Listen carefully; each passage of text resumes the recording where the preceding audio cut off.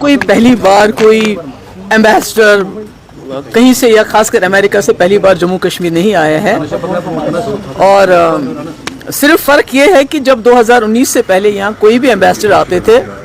वो यहाँ जो हर तबका फ़िक्र है उन लोगों से मिलते थे। यहाँ जो डिफरेंट सेक्शन ऑफ सोसाइटी है, टूरिज़्म है, ट्रेड है, ट्रैवल है और बाकी ओपिनियन रखने वाले उनसे भी मिलते थे और फिर वापस जाते थे और अपना एक ओपिनियन लेके वो जाते थे।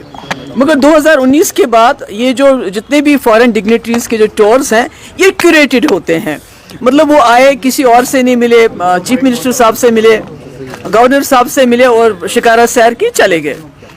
तो इसमें मैं उमर साहब की इस बात से एग्री करती हूँ कि जम्मू कश्मीर के जो मसले मसाइल हैं इनका हल अमेरिका से नहीं मिल सकता है, वो नई दिल्ली को ही करना पड़ेगा। मगर मैं ये उम्मीद करती थी कि उमर साहब कम से कम जो अमेरिका से एम्बेसडर आए हैं उनको बोलेंगे जम्मू कश्मीर के लोगों का कंसर्न, जिस तरह से अमेरिका ने और इजराइल ने ईरान पे हमला किया, वहाँ 150 से ज़्यादा बच्चों को शहीद कर दिया, वहाँ की लीडरशिप को शहीद कर दिया, वहाँ बम्बारमेंट की कि उसका हमारा कंसर्न है, हमारे जम्मू कश्मीर के लोगों का एंड डिस्प्लेजर एक्सप्रेस करते और साथ ही ये बताते कि अमेरिका को जिस तरह से मुस्लिम ममालिक में फसादात उठाता है, वहाँ बिला वजह हमले करता है, उससे जम्मू कश्मीर भी मुतासिर होता है। और दूसरी बात ये है कि जब उमर साहब ये कहते हैं हमारे तमाम मसाइल का हल दिल्ली में है, तो उन मसलों की बात क्यों नहीं करते हैं? अभी जब मैं यहाँ आ रही थी तो मुझे मैसेज मिला कि करीमाबाद पुलवामा में कल रात को आर्मी ने, कई दिनों से कार्डन चल रहा था, सर्च ऑपरेशन चल रहे थे, एक इमाम को निकाला, उसकी पिटाई की, उसकी दाढ़ी नोची, नौजवानों को उठक बैठक करवाते हैं, बहुत तंग करते हैं, बहुत हरासां करते हैं। इसके बारे में उमर साहब ये भी एक मसला है। हमारे हज़ारों लोग जेलों में बंद हैं, रोज़ हमें नौकरियों से लोगों को निकाला जाता है, हमारे यहाँ छापे रोज़ पड़ते हैं, प्रॉपर्टी अटैच की जाती है और मतलब एक घुटन सी है जम्मू कश्मीर में, कोई बात नहीं कर सकता है खुल के। एक ऐसा माहौल बनाया गया है जिसमें लोगों का सांस लेना भी मुश्किल है। इसके बारे में उमर साहब बात कर सकते थे, ये तो वाशिंगटन से बात करने की ज़रूरत नहीं है। हाँ, जिस तरह मुफ्ती साहब ने दिल्ली को मनाया, वाजपेयी जी की सरकार थी, उन्होंने मनाया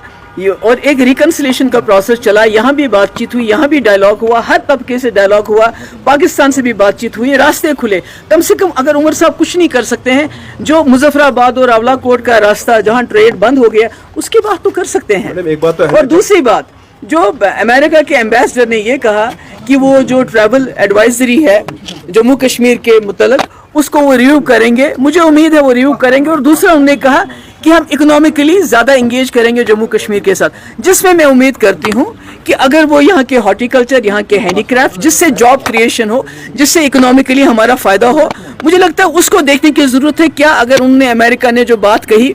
कि वो जम्मू कश्मीर में इकोनॉमिकली इंगेज करने के लिए तैयार हैं, एडवाइजरी, ट्रैवल एडवाइजरी को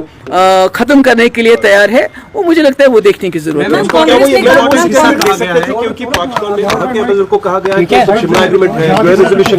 देखिए, मैं इसमें नहीं, मुझे तो अफसोस है कि देखिए बीजेपी ने हमें, हमारे जो जम्मू कश्मीर की रियासत है,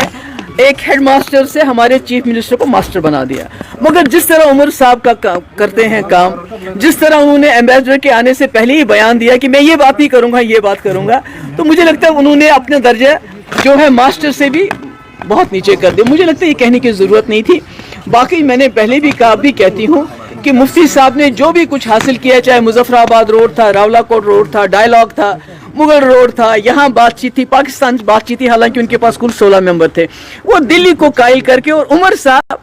को भी दिल्ली को कायल करना चाहिए उन मसले मसाइल के लिए जो आज जम्मू